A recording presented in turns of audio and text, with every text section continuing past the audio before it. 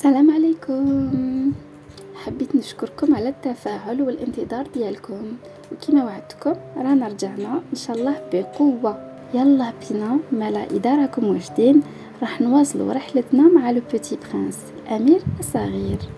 واليوم رايحين نقراو لي شابيتر 9 et 10. Le petit prince, chapitre 9. Je crois qu'il profita pour son évasion d'une migration d'oiseaux sauvages. Au matin du départ, il mit sa planète bien en ordre. Il ramena soigneusement ses volcans en activité. Il possédait 2 volcans en activité et c'était bien commode pour faire chauffer le petit déjeuner du matin. Il possédait aussi un volcan éteint, mais comme il disait, on ne sait jamais. Il ramena donc également le volcan éteint. S'ils sont bien ramonés, les volcans brûlent doucement et régulièrement, sans éruption. Les éruptions volcaniques sont comme des feux de cheminée. Évidemment, sur notre planète, nous sommes beaucoup trop petits pour ramener nos volcans. C'est pourquoi ils nous causent des tas d'ennuis. Le petit prince arracha aussi avec un peu de mélancolie les dernières pousses de baobab.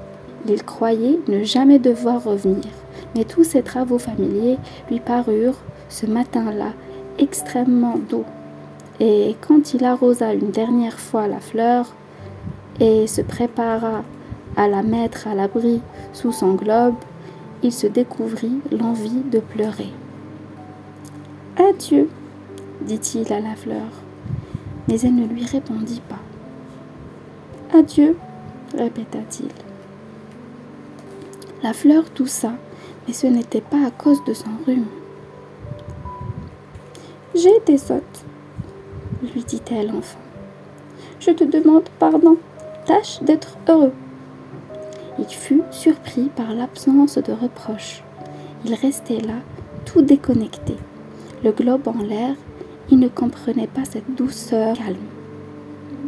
« Et oui, je t'aime, » lui dit la fleur. « Tu n'en as rien su par ma faute. Cela n'a aucune importance, mais tu as été aussi sot que moi. Tâche d'être heureux.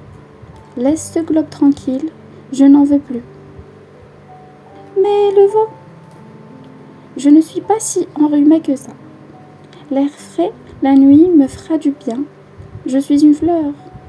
Mais les bêtes, il faut bien que je supporte 2 ou 3 chenilles si je veux connaître les papillons.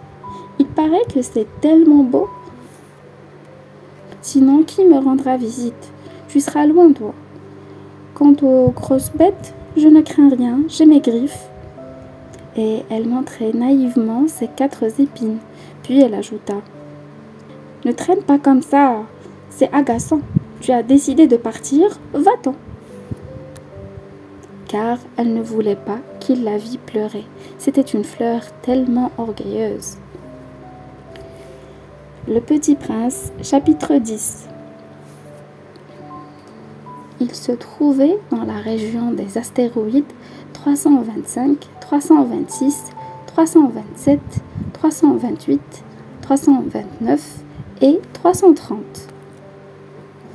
Il commença donc par les visiter pour y chercher une occupation et pour s'instruire. Le premier était habité par un roi.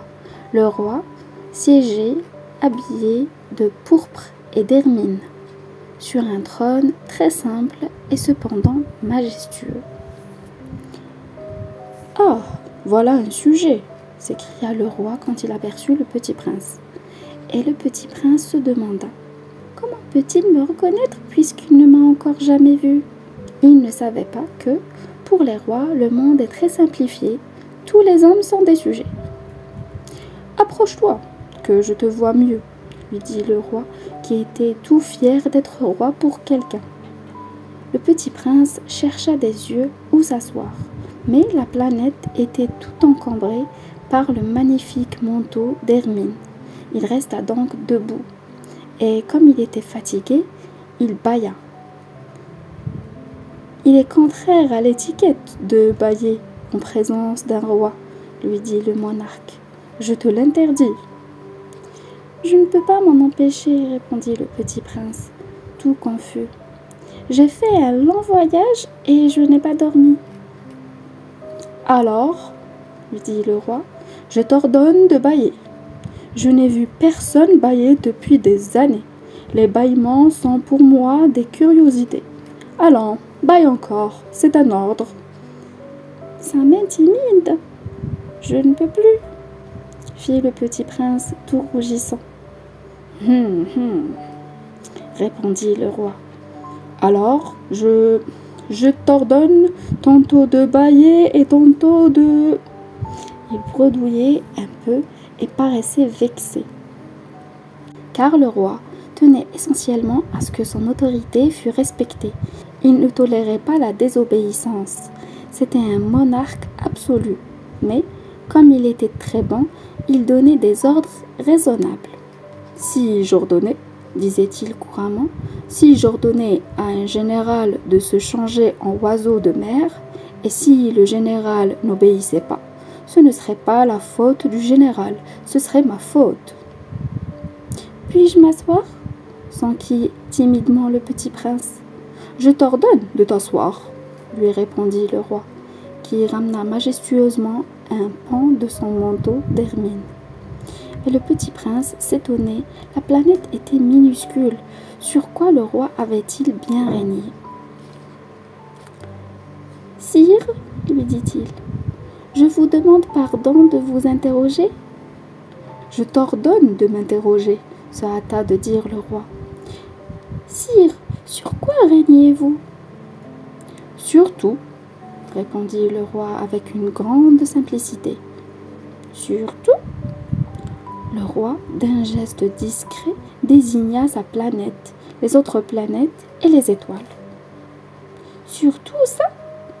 Dit le petit prince. Sur tout ça, répondit le roi, car non seulement c'était un monarque absolu, mais c'était un monarque universel. Et les étoiles vous obéissent? Bien sûr, lui dit le roi, elles obéissent aussitôt. Je ne tolère pas l'indiscipline. Un tel pouvoir émerveilla le petit prince. S'il l'avait détenu lui-même, il aurait pu assister non pas à 44, mais à 72, ou même à 100, ou même à 200 couchers de soleil dans la même journée, sans avoir jamais à tirer sa chaise. Et comme il se sentait un peu triste à cause du souvenir de sa petite planète abandonnée, il s'enhardit à solliciter une grâce du roi. « Je voudrais voir un coucher de soleil.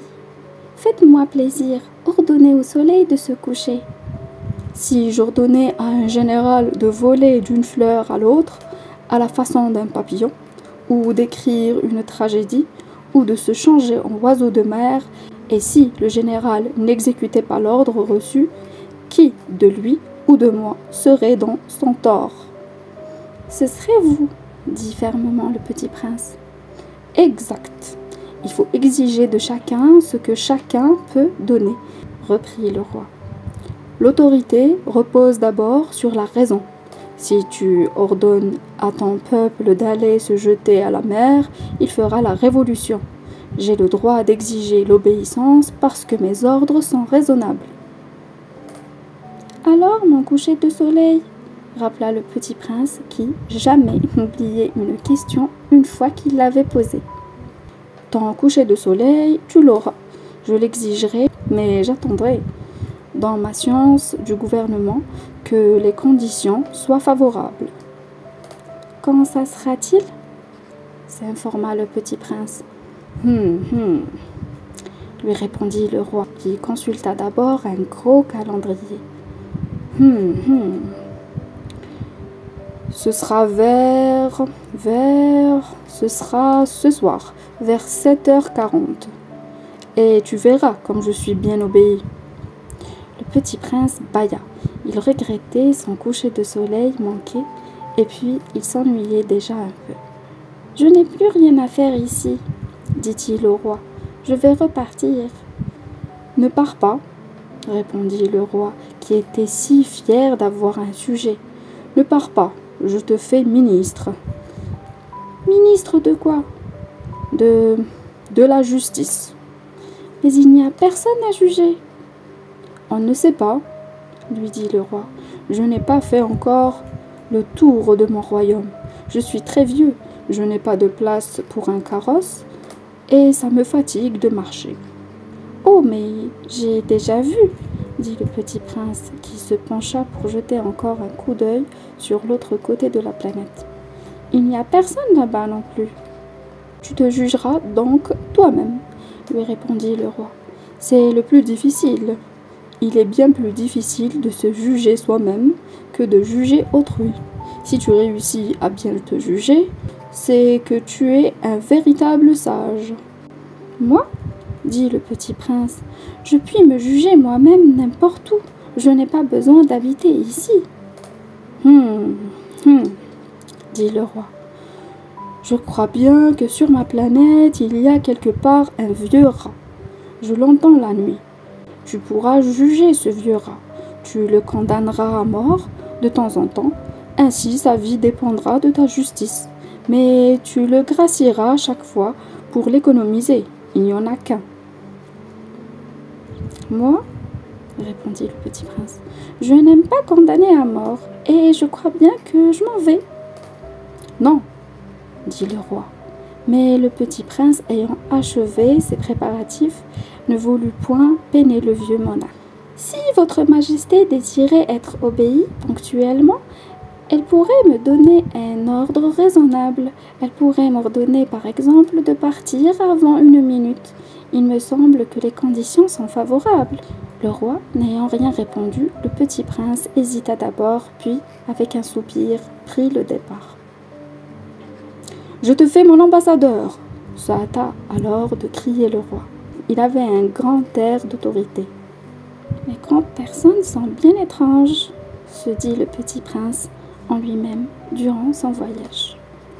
وهكذا نكون لحقنا لنهاية حلقتنا اليوم.